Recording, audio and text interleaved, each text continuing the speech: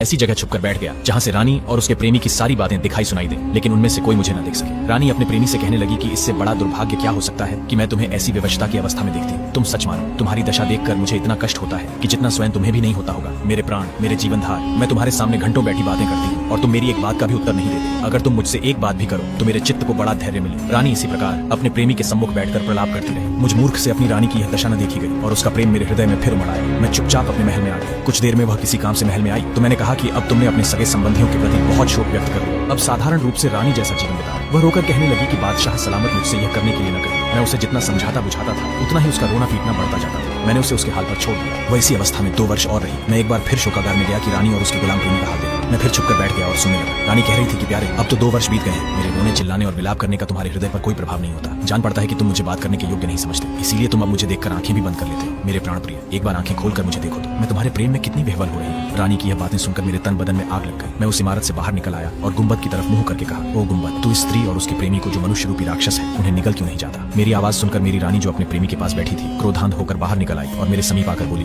दुष्ट, तेरे कारण ही मुझे वर्षों से शोक ने जकड़ रखा है। तेरे ही कारण मेरे प्रिय की ऐसी दयनीय दशा हो गई है और वो इतनी लंबी अवधि से घायल पड़ा है। मैंने कहा, हाँ, मैंने ही इस कुकर्मी राक्षस को मारा है। ये इस योग्य था और तू भी इस योग्य नहीं कि जीवित रहे, क्योंकि तूने मेरी सारी इज्जत मिट्टी में मिला दी। यह कहकर मैंने तलवार खींच ली कि तभी उसने कुछ ऐसा जादू किया कि मेरा हाथ उठ ही न सका। फिर उसने धीरे धीरे कोई मंत्र पढ़ना आरंभ किया जिसे मैं बिल्कुल न समझ पाया। मंत्र पढ़ने के बाद वह बोली, अब मेरे मंत्र की शक्ति देख। मैं आज्ञा देती हूँ कि तू कमर से ऊपर जीवित मनुष्य रहेगा और कमर से नीचे पत्थर बन जाएगा। उसके इतना कहते ही मैं वैसा ही बन गया जैसा उसने कहा था, अर्थात मैं न जीवित लोगों में रहा न मृतकों में। फिर उसने शोकागार से उठवाकर मुझे इस जगह लाकर रख दिया। उसने मेरे नगर को तालाब बना दिया और वहाँ एक भी मनुष्य नहीं रहने दिया। मेरे सभी दरबारी प्रजाजन मेरे प्रति निष्ठा रखते थे। उसने उन सबको अपने जादू से मछलियों में बदल दिया। मैं जिन 4 काले द्वीपों का राजा था उन्हें उस स्त्री ने 4 पहाड़ियां बनाकर तालाब के चारों ओर स्थापित कर दिया है। मेरे देश को उजाड़कर और मुझे आधा पत्थर का बनाकर भी उसका क्रोध शांत नहीं हुआ। वह यहाँ रोज आती है और मेरे कंधों और पीठ पर 100 कोड़े इतने जोर से मारती है कि हर चोट पर मेरा खून उछल आता है। फिर वह बकरी के बालों की बनी एक खुरदरी काली कमली मेरे कंधों की ओर पीठ पर डालती है और उसके ऊपर सोने की तारकशी वाला भारी लबादा डालती है। यह वस्त्र वह मेरे सम्मान के लिए नहीं बल्कि मुझे पीड़ा पहुंचाने के लिए पहनाती है और मेरा मजाक उड़ाकर कहती है कि दुष्ट, तू तो 4 द्वीपों का बादशाह है, फिर अपने कोई अपमान और दुर्दशा से क्यों नहीं बचाता। वहाँ आने वाले खोजकर्ता बादशाह ने जब यह सारी कहानी सुनी तो उसे बड़ा दुख हुआ और वह विचार करने लगा कि इस निर्दोष बादशाह का दुख कैसे दूर किया जाए और उसकी कुलटा रानी को कैसे दंड दिया जाए। उसने उससे पूछा कि तुम्हारी निर्लज्ज रानी कहाँ रहती है और उसका अभागा प्रेमी जिसके पास वह रोज जाती है किस स्थान पर पड़ा हुआ है। जवान बादशाह ने कहा कि मैंने आपको पहले ही बताया था कि वह उस शोकागार में रखा गया है जिस पर एक गुंबद बना हुआ है। उस शोकागार का एक रास्ता इस कमरे के नीचे से होकर भी जाता है जहाँ इस समय हम लोग हैं। वह जादूगरनी कहाँ रहती है यह बात मुझे ज्ञात नहीं है। हर रोज प्रातः काल वह मेरे पास मुझे दंड देने के लिए आती है और मेरी मारपीट करने के बाद फिर अपने प्रेमी के पास जाकर उसे अर्क पिलाती है जिससे वह जीवित बना रहता है। आगंतुक बादशाह ने कहा कि वास्तव में तुमसे अधिक दया योग्य व्यक्ति नहीं होगा। तुम चिंता न करो, मैं तुम्हारे दुख के निवारण का भरसक प्रयत्न करूंगा। इसके बाद आगंतुक बादशाह उसी कक्ष में सो गया क्योंकि रात का समय हो गया था। बेचारा काले द्वीपों का बादशाह उसी प्रकार बैठा रहा और जागता रहा। स्त्री के जादू ने उसे लेटने और सोने योग्य नहीं छोड़ा था। दूसरे दिन आगंतुक बादशाह गुप्त मार्ग से